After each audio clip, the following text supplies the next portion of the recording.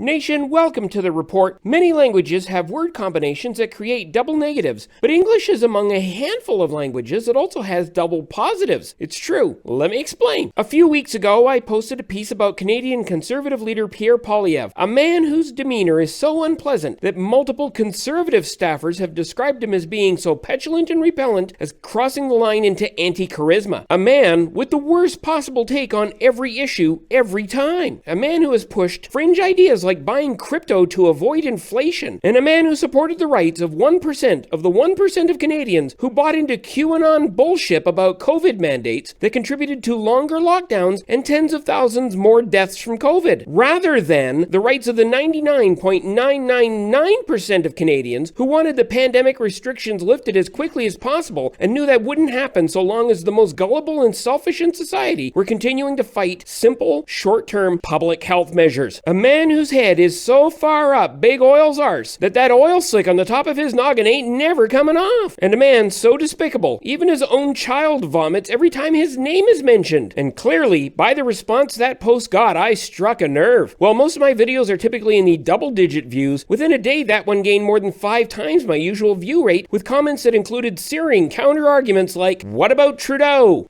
And, "Hey, you look and sound just like JT. Well, I am bringing sexy back, so thanks." And, "Well, I'm not bearphobic. I feel pretty okay with saying F you, Canada, love it or leave it, as it should be." Well, since the Liberals have been in power most of Canada's history, as it should be would be under Liberal government.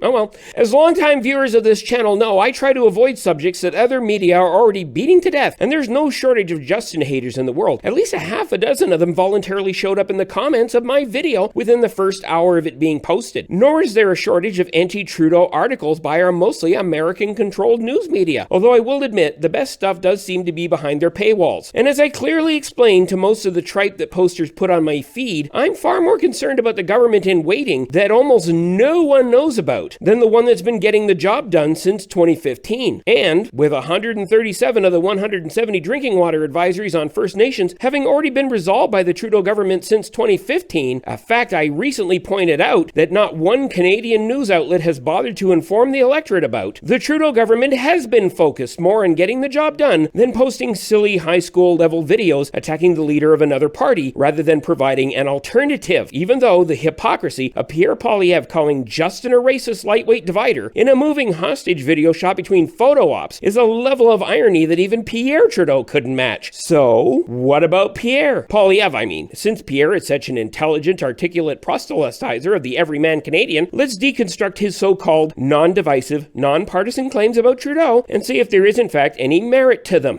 Hey Justin, I see that you're desperate again. You know how I know? Because when you get desperate, you divide and distract. He says, trying to divide and distract.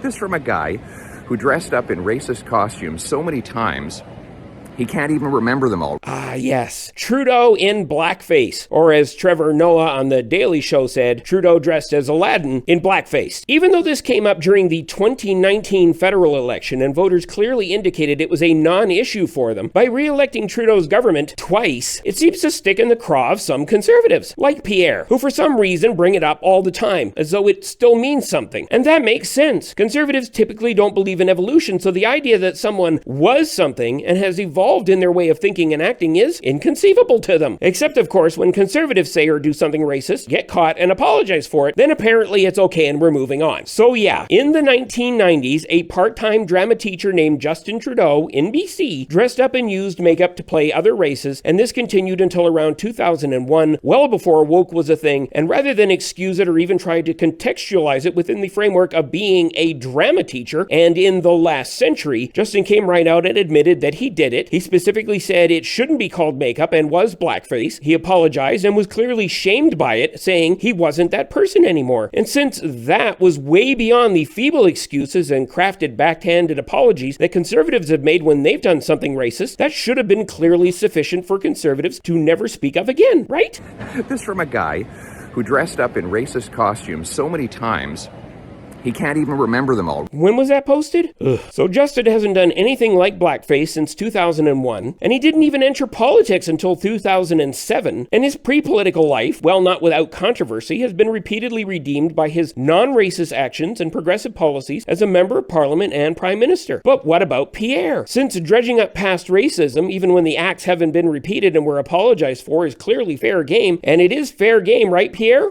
This from a guy who dressed up in racist costumes so many times, he can't even remember them all. Now seems like a good moment to highlight just how much conservative staffers have been scrubbing Pierre's Wikipedia page, because I'm about to list just some of the scandals Pierre was involved in, none of which are even hinted at anymore on his wiki bio. And that's suspicious, don't you think? Take this for example. In 2008, Pierre Poilieve used the term tar baby in reference to a carbon tax proposal that came from a previous Liberal leader. I'm still not clear what point Pierre was trying to make other than he wanted to use the words tar baby in the House of Commons. And in 2015, hours before his boss Stephen Harper was to deliver an apology for Canada's residential schools, while a sitting member of Parliament, Pierre went on Ottawa radio and said, quote, "Canada's Aboriginals need to learn the value of hard work more than they need compensation for abuse suffered in residential schools," end quote. To be honest, Pierre, we're far less concerned about Justin's age-old moments of blackface than we are about all your continuing episodes of whiteface, okay? But hey, that's not all. Pierre Poilieve is the only sitting MP who has an active compliance agreement with the Elections Canada Commissioner for Canada Election Act violations stemming from his misuse of government funds as Minister of State for Democratic Reform in his 2015 election campaign. And as Minister of State for Democratic Reform, Pierre tried to push through undemocratic voting restrictions attempting to suppress non-conservative votes. This, all while his party was being fined for the in-and-out election funding scandal and the robocall scandal. That's where conservatives hired agencies to call voters in Liberal-dominated sections of marginal ridings pretending to be Elections Canada and giving misleading information about last-minute polling station changes that weren't real. But what about Poilieve's position on key conservative policies? In December 2006, Poilieve voted to repeal Canada's same-sex marriage law. The motion was defeated 175 to 123, and Poilieve has recently said he considers same-sex marriage a success.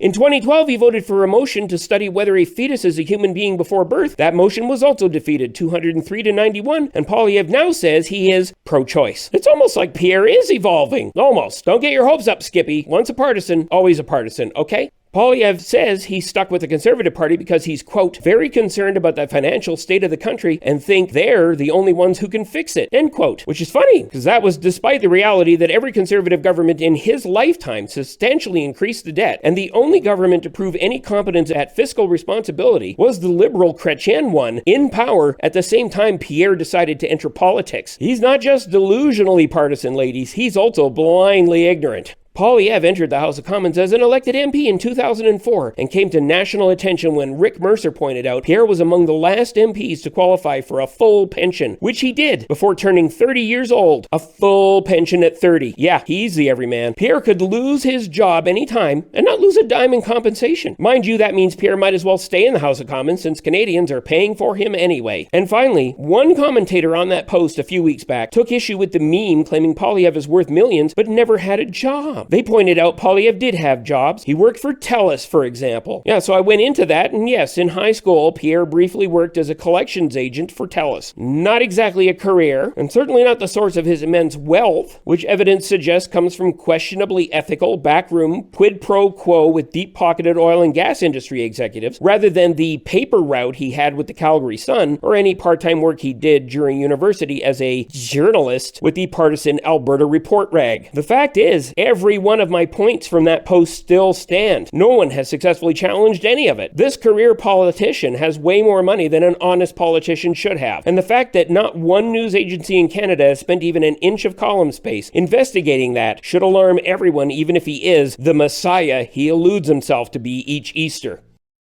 Ugh. We know where Justin got his money. How come we know nothing about Poilieve's millions? Pierre is quoted as saying there are two Ottawas. Quote, the one made up of the hoity-toity chattering class of special interest groups and lobbyists, end quote, that has, quote, a disproportionately loud voice in the media, end quote, you know, like Pierre's, and the real Ottawa made up of real people he claims to represent. Really, Pierre, which group provided you the cash to hand out coffee and donuts to all those protesters last year occupying Ottawa? The Prairie protesters who made the lives of the real people living in the real Ottawa that you claim to represent a living hell for 3 solid weeks. Huh? If my MP went out and served the invaders of my city, people keeping me from getting my kids to school, childcare, hockey practice, or even the doctor, I think they were representing me. And considering 70% of Canadians look unfavorably at any politician who supported the so-called Freedom Convoy, it appears the people of Ottawa have now realized that Pierre doesn't represent them either. But hey, he's what he always was, an oil-centric Albertan wearing Ottawa clothing who's willing to burn the nation down unless his back-home bosses get what they want. And Justin's the divider, huh? Yeah, right. Oh, there's that double positive.